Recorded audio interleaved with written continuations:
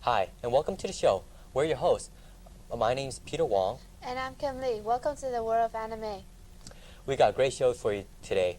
But on a side note, you did mention your name's Kim, right? Yes, I'm Kim. I don't believe we've met. Oh no, technically we don't met, but I subbed it for you like 4 weeks ago. Did you see the show? Actually I did. 4 weeks ago. Oh yeah, that's right. I was away on special assignment, right? Yeah. Oh yeah, I was totally busy and doing research for the show and all. So I didn't really get a chance to watch the show. How was it? Well, it was really good, but don't worry, I didn't do it by myself. I did it with Larry Lowe. Oh really? Yes. So so there was again 2 people hosting the show. Yes. Wow. All right. Oh wait, Larry Lowe, cameraman number 3, Larry Lowe. Yes, that's Larry Lowe. Wow. Well, hey man. Seeing how he's just right there, maybe we should have some kind of like host get together. Hey Larry, Sure. cameraman Come number on 3, in. come on down, man. Join in on the fun. How's it going, man? Hey, what's going on? Hi, Kim. How are you? Hey. Hi, Larry. You gotta remember, you gotta take care of her. You're not the real Larry Lowe. Oh, this guy has no talent. That's why I have this There we mic. go Oh again. no, There we I'm go the real again. Larry Lowe. Wait, there's 2 Larry Lowe? Now I'm really confused. I gotta give you advice, this- man. No, There's no but This guy. I'm the real Larry Lowe, all right? He's gonna get That's why I got arrested. Agent 760 glasses, because he favors the real Larry Lowe. He's gonna get arrested because he basically imprisons people and steals their stuff.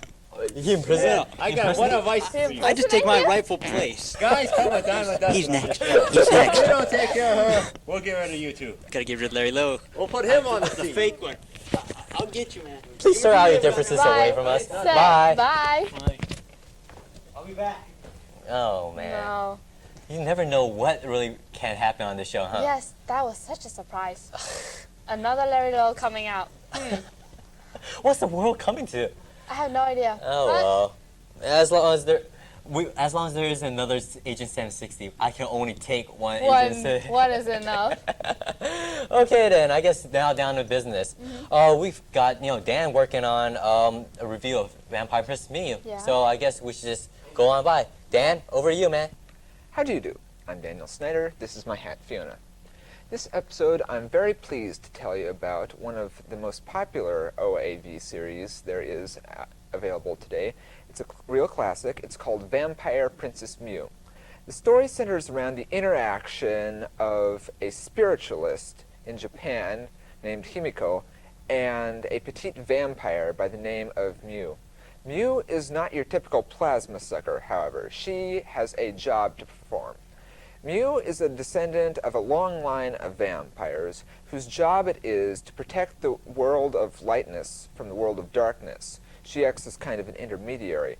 Her job, along with her shadowy partner Larva, is to protect the world of the living from Shinma, which are a kind of demon.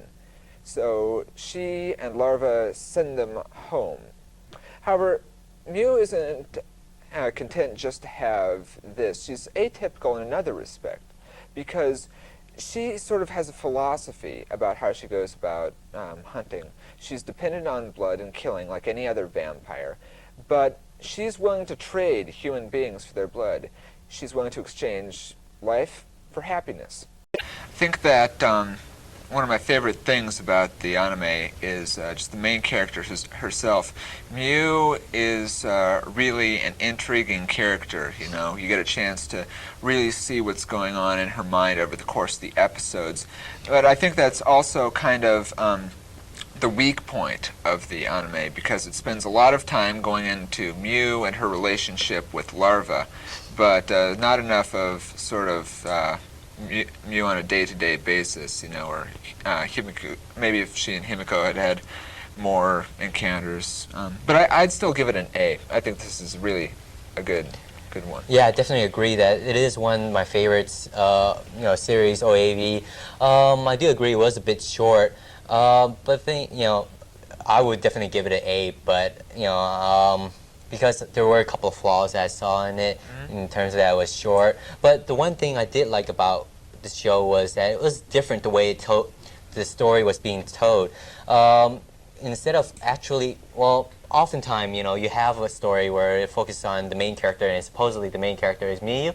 But if you focus on each individual episode alone, she really plays more of a background character, trying to do where she only pops in to do her thing, like banishing the Shima back to the real realm at the end. And another thing that was good was the background music, or the instrumental pieces. There wasn't any vocals like your typical anime, and I really believe that it did fine without any strong music, but the eerie sounds and instrumental pieces were really good. Because the anime was brought out so long ago, I really wanted to see more of it, or see if they could bring out more. Definitely. So now currently now they're releasing Vampire Princess Miyu out on manga being translated. Yeah. I definitely recommend this series, but because of its short length and the way it kind of ended without really resolving who the spiritualist Himiko was, I give the overall series, not the individual episodes, a B+, solid B+, and definitely should be watched. Thanks, Dan and Peter, for that interesting review on Vampire Princess Miyu. And now for a little break, and when we return, we'll have a special segment. Hi, I'm the real Larry Lowe. A few weeks ago, you saw what would have been my evil twin brother. But I finally tied him up, and I'm here to do a spot for the World Anime. We're on every first and third Fridays of the month at 9 o'clock. So we're a great show. I mean, there's tragedy, there's action, there's drama. I mean, look at this. I'm the real Larry Lowe, and the other guy tried to steal my fame and fortune. So I'm here to tell you to watch World of Anime, because I work on it. Thank you.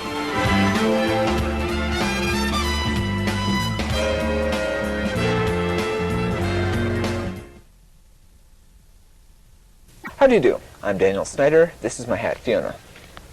As you may have gathered by this point in our series, I'm a real big fan of manga, the Japanese comic books. Manga have traditionally been viewed as a really strong source for anime. I'd say that easily the majority of the better-known anime series have been based upon or directly adapted from popular manga series. Akira, Ghost in the Shell, these are just a couple of the more popular titles. The works of Joji Manabe have essentially, for all intents and purposes, a cult status here in the United States. Manabe's style of drawing large-breasted alien women, ferocious alien attackers, and completely inept humans in the middle of them has garnered him quite a following among people who appreciate seeing large-breasted aliens and whatever else he's drawn. So this past weekend, I went in to rent an adaptation of his from back in 1985. It's his story called Outlanders. The plot is this. A news photographer and a large-breasted alien princess meet during an invasion of Earth. They fall in love, they elope, they watch as Earth and the Empire are destroyed, putting them both perilously together on some godforsaken world where they're forced to raise a large family together. I should have such luck. Then there's the anime.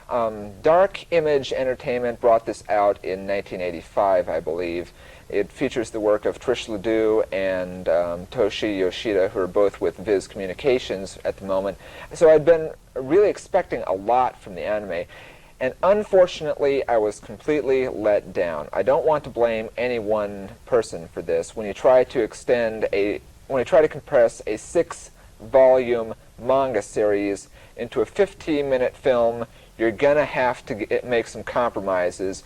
And unfortunately, the compromise they made was in design and plot. There's, for all intents and purposes, no plot in this film. It's a series of segments featuring nudity, gratuitous violence, whatever, strung together between the 4 primary characters.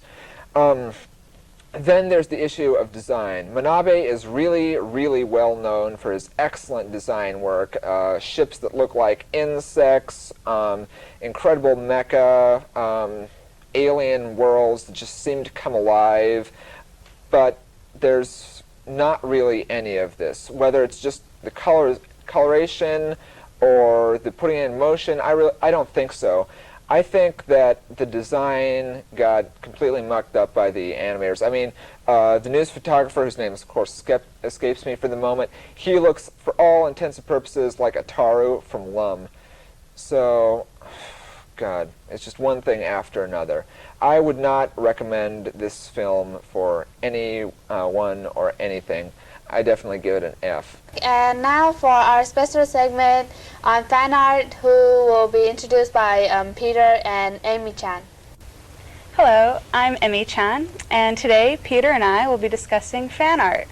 Now, when we were asked to do this discussion of anime fan art, we realized that there were a whole lot of different subjects within this field that we can talk about. I mean, we can talk about our own fan art, the techniques we use to do our fan art, what our materials are. We could also talk about conventions and the legality of fan art, or we could talk about doujinshi and fan art in Japan. So hopefully today we'll be able to at least touch upon some of these subjects. And I figured first that we'd start talking about ourselves and how we got into fan art and what we use for our fan art. So Peter, who is a wonderful fan artist, I would like to ask him to talk about some of his art and how he got into art and what he uses. Peter? All right, thank you. You're a bit exaggerating about how my art is, but it's passable. But in terms of really, it's not who we really want to please, but it's really ourselves that we really want to do it for. So I guess if I'm happy with it, I guess everyone else should be. Yeah, so the pieces that I decided to bring in that are relevant to the world of anime were definitely works of anime. Two particular pieces that I decided to bring in were stuff that I reviewed in the past.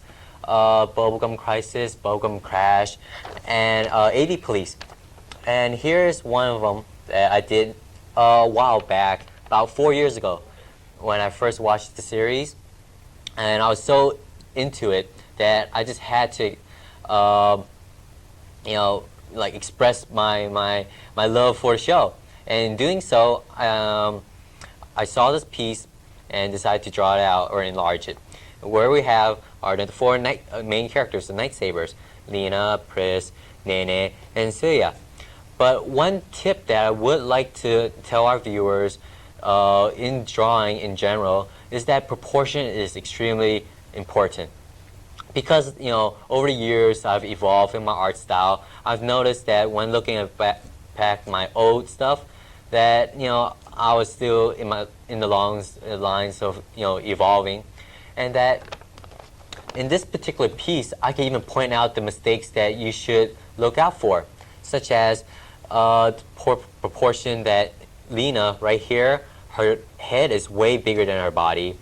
Pris' body armor doesn't even fit her, and Nene's eyes are like looking at somewhere else. Okay, it's really bad. So, but the good points, that this art did come out, or the inking and the potential layout. The other piece that I did not too long ago, also a 94 piece that I did, was in tribute to the episode 8 of Bubblegum Crisis Scoop Chase, where you have the new character Lisa right here introduced, and also a good strong background episode of Nene and their relationship. Another point about proportion is that Lisa's head right here is also kind of off, and her body's like way too small. Her camcorder is off. But if you look past that, like in my mechs right here, you notice that there were, these are a bit more nicer. In terms of why I got into fan art, it's basically in my expression of the love, or my interest in the anime or the artwork that I seen, and I just want to recreate that thing. But one advice, one word of warning, is that this is, in some ways, it is illegal, because we're taking characters away from the original author or the copyright person's holdings, right? And because we're taking it, distorting it in some ways, or maybe taking it out of context, some the original authors may find that offensive, or may not like that. But some who are really encouraging and nice, like that their fans really appreciate their work, and they're willing to contribute some way to the art, or the story, or the anime. As I said, my piece, really like to hear what Amy-chan has to say. Well, I've been drawing for as long as I can remember, and like a lot of fans in the U.S., I began drawing Marvel Comics style, typical American comic book style. And when I suddenly got interested in anime, I realized a whole new world of things I could draw. And so I knew a lot of people who also were artists, and by looking at their work, they inspired me to do better on my own. And every time I saw their stuff, it inspired me to do better and better, because they were so excellent. Now, the stuff that I do, Peter does a lot of ink and pencil work, and the thing I've been most interested in is artwork in the style of animation cells, which are what is used to actually create the series. So here's one of my pieces. Now, this is a cell that I drew and painted. It's of Pretty Sammy, and the materials I used for this, it's black India ink on clear acetate cell paper, cell plastic, and what you do is the ink is on the top side, and on the back you paint it. Now, I use acrylics. I use the rather cheap stuff. I'm not rich. Starving anime fan. And so this is the type of thing that is used to actually create the anime series. And if you're curious to see what it looks like on the back, I have another piece I could show you. Here's a picture of character. It's Clef from Rayearth. Now, the front looks all pretty and nice, but the back is another story altogether. It's very messy. So, this is the type of thing that I sell at conventions, and it's my favorite. And that's what I'm interested in now. Great. As in terms of keeping a long-term show planned out, we can't exactly let all the cats out of the bags in terms of what fan arts is really all about, and all the other things. So in terms of recap, we've got this to show.